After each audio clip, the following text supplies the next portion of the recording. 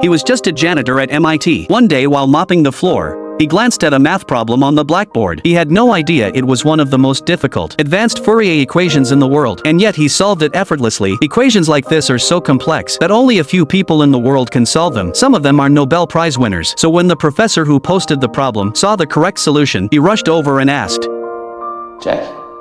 Wasn't me. No way.